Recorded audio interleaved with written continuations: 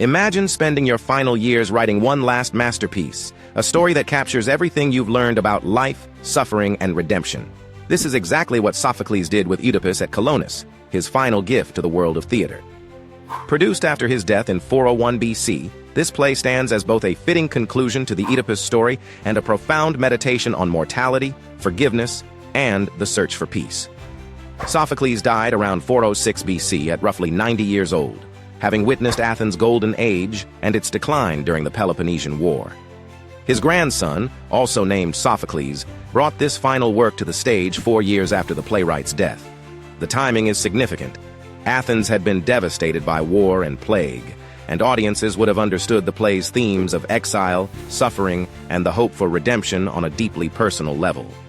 The play picks up many years after the horrifying events of Oedipus Rex. You might remember that story. Oedipus discovered he had unknowingly killed his father and married his mother, fulfilling a terrible prophecy. In his anguish, he blinded himself and went into exile. Now, decades later, we meet him again as an old man, blind and dressed in beggar's rags, wandering the countryside with his faithful daughter Antigone as his guide. Their journey brings them to Colonus, a small village just outside Athens. This detail is deeply moving because Colonus was Sophocles' own birthplace. The playwright chose to set his final work in the place where his life began, creating a circle of completion that mirrors Oedipus's own journey toward peace. As the play opens, Antigone helps her exhausted father sit on a rock to rest. But they've unknowingly trespassed on sacred ground. A villager appears and urgently tells them they must leave. This isn't ordinary land. It belongs to the Eumenides, the kindly ones, ancient goddesses once known as the Erinyes, or Furies. These deities pursued those guilty of terrible crimes, particularly bloodshed within families. Most people would flee in terror from such a place. But Oedipus reacts differently. Instead of fear, he feels recognition. This is the place Apollo's oracle predicted years ago. This grove of the Eumenides is where he's meant to find his final rest. After decades of wandering cursed and rejected, Oedipus has finally arrived at his destination. He refuses to leave and asks to speak with Theseus, the legendary king of Athens. The villager agrees to summon the elders of Colonus, respected citizens who can decide Oedipus's fate. While they wait, Oedipus explains to Antigone why this moment matters so much. Apollo's prophecy promised that his suffering would end here, in the sacred grove. After years of punishment and exile, he's found the place where he can finally rest. But peace won't come easily. As the elders of Colonus arrive to hear Oedipus's petition, another figure appears on the road. It's Ismene, Antigone's sister and Oedipus's other daughter. She brings troubling news from Thebes. Oedipus's two sons, Eteocles and Polynices, are preparing for war against each other over the throne of Thebes. Neither brother lifted a finger to help their father during his years of exile. Now they suddenly want him back. Why the change of heart? A new oracle has proclaimed that whichever city holds Oedipus's tomb will receive divine blessings and protection. Suddenly, the cursed outcast has become valuable. Both sons want to use their father's body as a good luck charm for their city. They've even sent Creon, Oedipus's brother-in-law and former regent of Thebes, to bring him back by force if necessary. Oedipus's reaction is fierce and unforgiving. He curses both his sons for their selfishness and cruelty. They abandoned him when he needed them most. Now they want to exploit him for political gain. He refuses to help either of them and asks the elders of Colonus for protection from those who would drag him back to Thebes. This is when Theseus enters the story. The king of Athens is one of Greek mythology's greatest heroes, known for his wisdom and compassion. When he hears Oedipus's plea, he doesn't see a cursed criminal. He sees a suffering human being who deserves dignity and sanctuary. Theseus grants Oedipus citizenship in Athens and promises to protect him. This act of kindness transforms everything.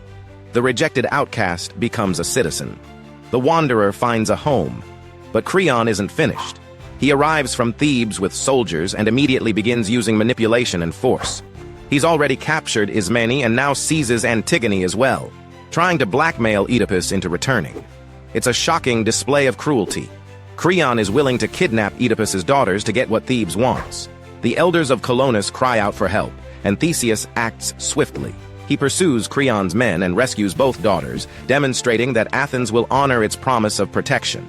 This contrast between Thebes and Athens is crucial to the play's meaning. Thebes represents political expediency and the exploitation of suffering. Athens represents justice, compassion, and respect for human dignity.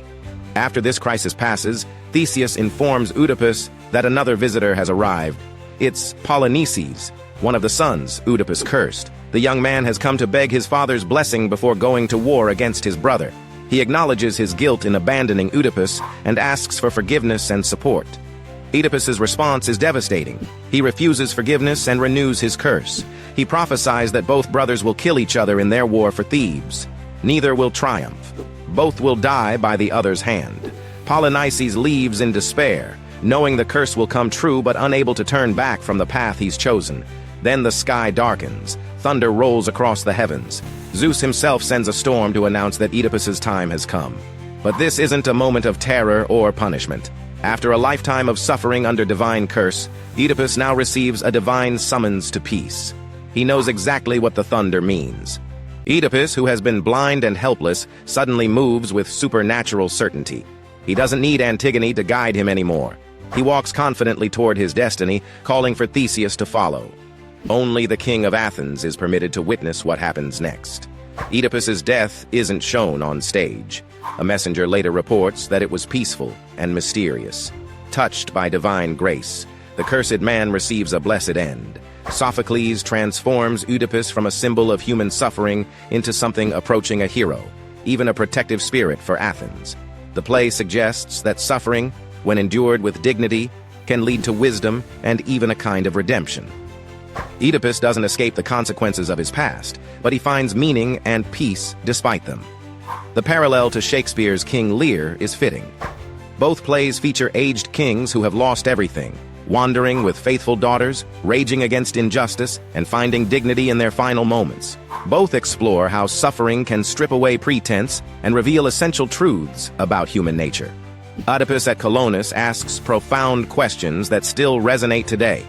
Can someone who has committed terrible acts, even unknowingly, ever find peace? Does suffering have meaning? Can we be redeemed? Sophocles suggests that redemption isn't about erasing the past. It's about facing it with honesty, maintaining dignity in suffering, and finding those who will offer compassion rather than exploitation. This final play became Sophocles' own monument, a meditation on mortality written by a man approaching death. Like Oedipus, he found his resting place in Colonus, the land of his birth. The play continues to move audiences because it addresses the universal human experiences of aging, suffering, exile, and the search for home.